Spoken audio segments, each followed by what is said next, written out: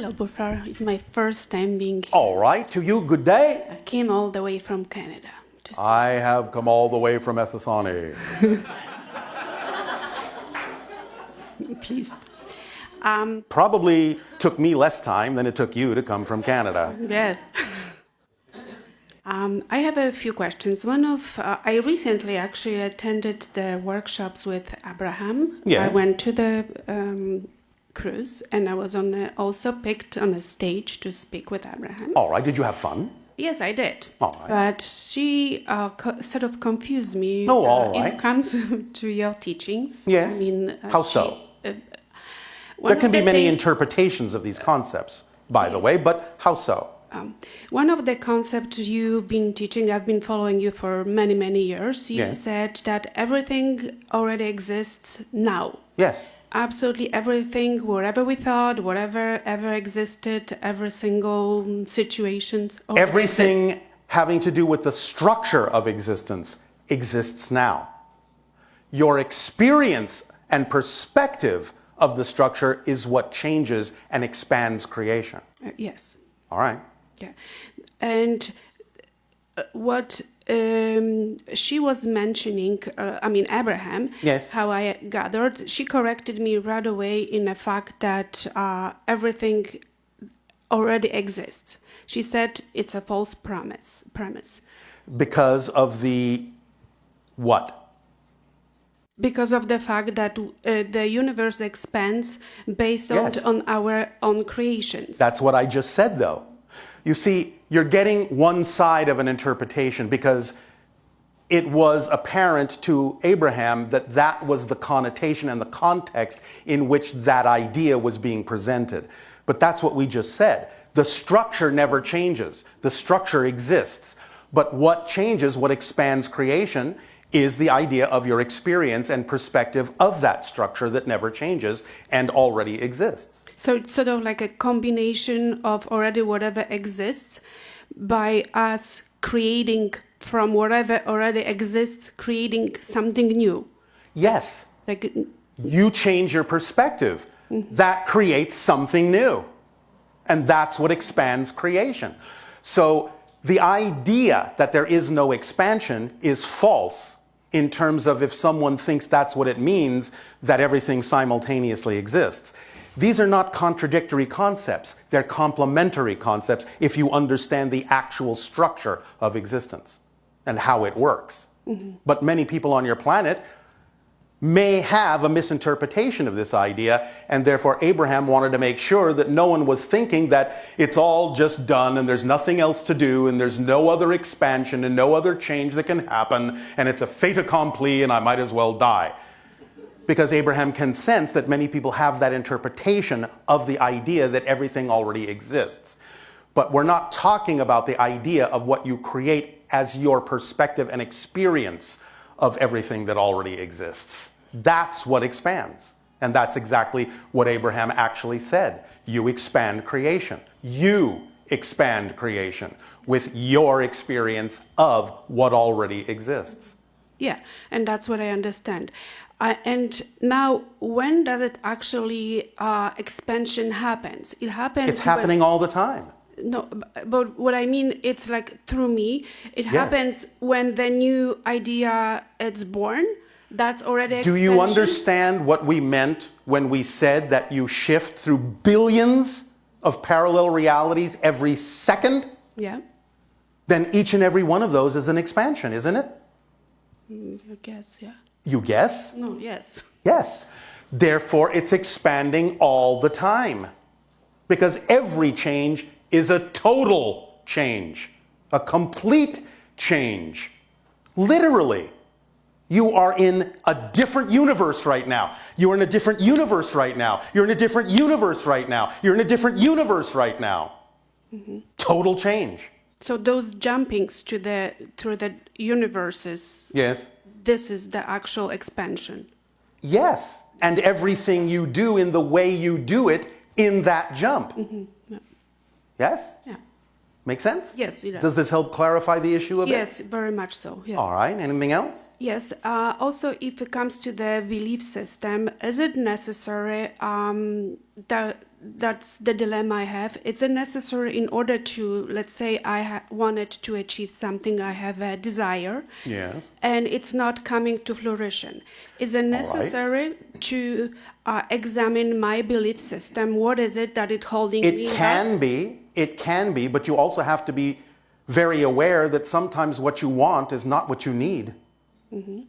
Therefore, you have to be open to receiving what you need, assuming that what you want and what you need might sometimes coincide. That's fine, but it doesn't always. So we would suggest that what you really focus on is what you need, because if you get everything you need, you will be fulfilled. But sometimes getting what you want doesn't fulfill you, because what you want is not always what you need. Is this making sense? Yes, it does. So you can always examine your beliefs to make sure that, in a sense, yes, you're not getting in your own way, you're not blocking yourself, so to speak. But when you realize where the insistence or desire is coming from, and whether it is actually a recognition of your truth or a recognition of resistance, then you will know the difference. You will know whether it is a product of your excitement or a product of your anxiety that you think it needs to happen that way. Because insistence is resistance. Because you're saying, you know best what the outcome should be, and the truth is, you have no idea what the best outcome should be. None. Zero. But your higher mind does.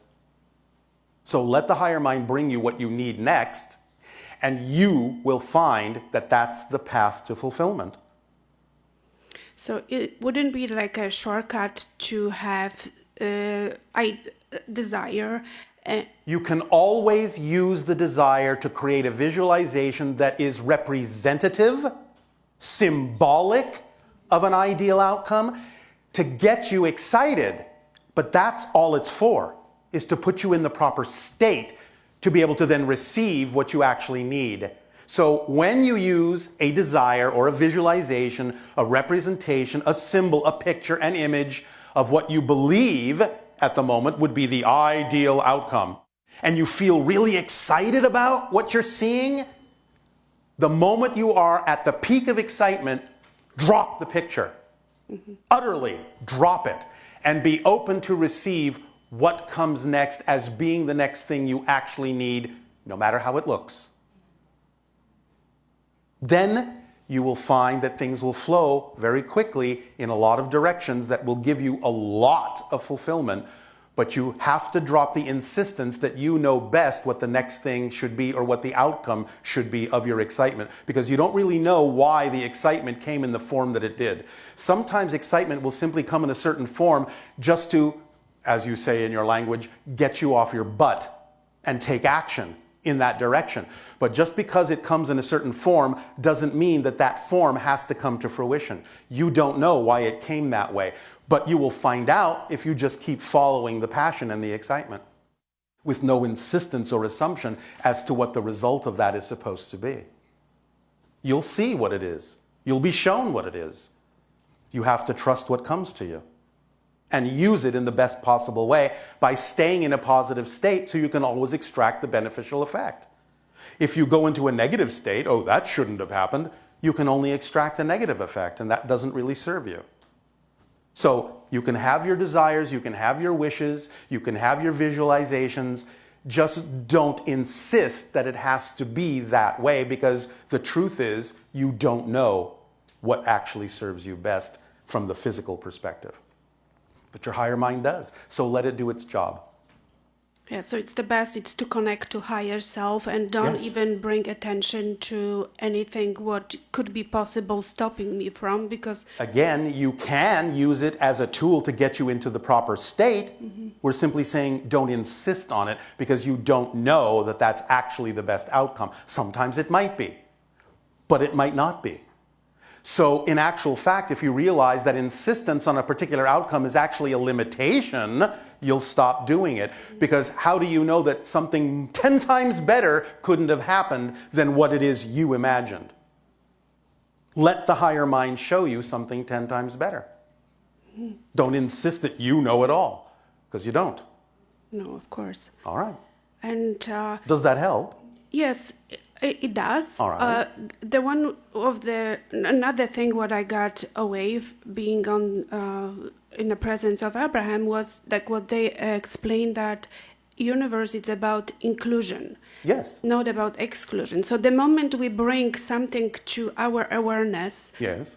even the fact of forgiveness, it's already you concentrating on the fact of forgiveness. Yes. And it brings that negative state in you. All right, but understand the universe is positive and negative.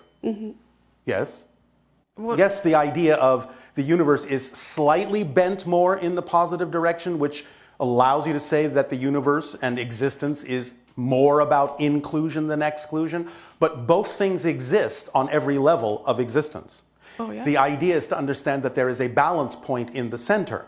That's why things aren't a duality, they're a trinity. There's always a center point. Now, the center point being the balance point between the two polar opposites, because it is a balance point, it gives you the freedom to choose what you prefer. That's a slightly positive energy. So in a sense, you could say existence is, all right, 51% positive and 49% negative. But it does contain negative energy.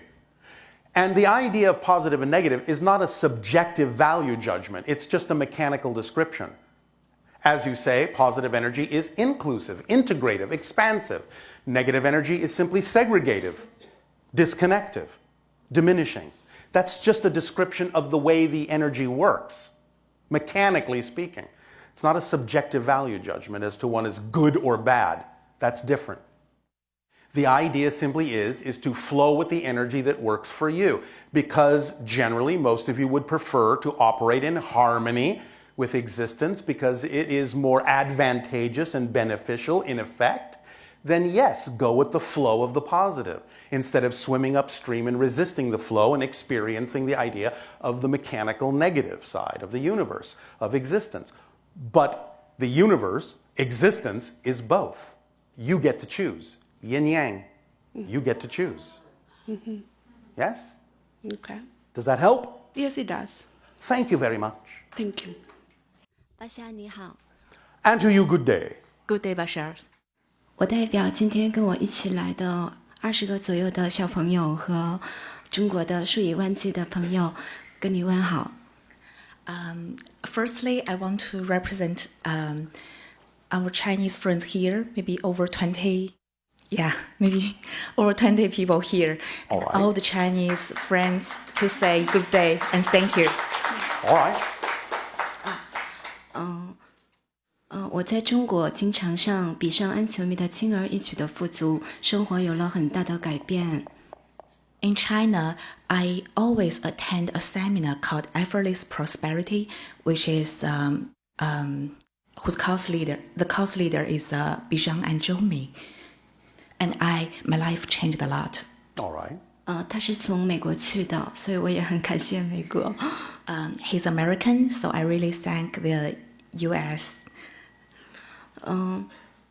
可是前一阵好像受到了一些攻击，我想问，轻而易举的富足对中国的正能量的影响有多广，有多大？ And several months before, the course leader got attacked from some other people. So my question is, how long will this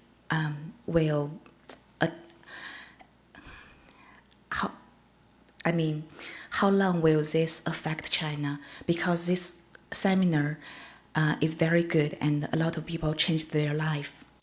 That's fine, but there will always be a change even in the seminar that you've already been taking, because everything always changes to fit the changing times. And it's simply a permission slip that allows people to give themselves permission to change. 一切都是伴随着这个改变在改变的，而且这个改变也是在有允许的情况下的。 So find the permission slip that works for you at this particular moment. 所以在固定的时期，某个特定的时期找到那个允许。 You get to decide what works for you. 你要决定什么对你来说是有效的。 There are many choices. 有很多的选择， So walk the path that works for you. 所以你要走向那个对你来说管用的道路。 And if you change, then choose a different kind of permission slip that works for you then.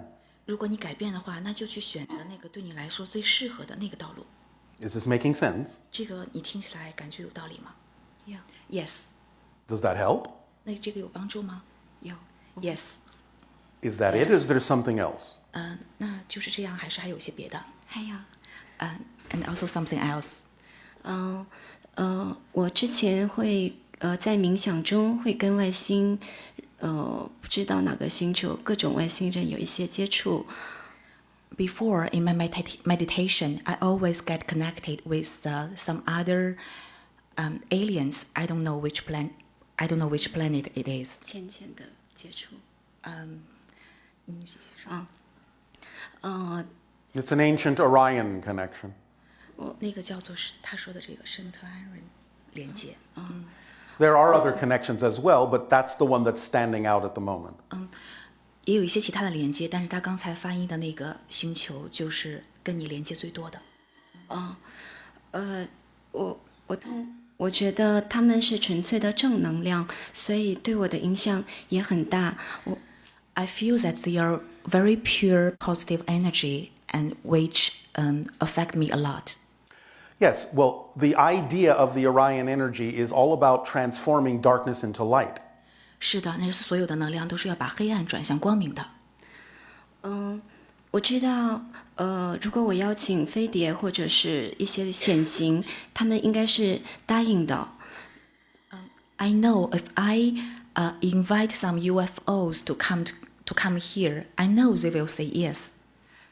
They may say yes, but it's up to you to decide whether or not you are the appropriate vibration to perceive them. Because there is a lot of things going on all around you that most of you simply don't see because you're not on the vibratory level to see them.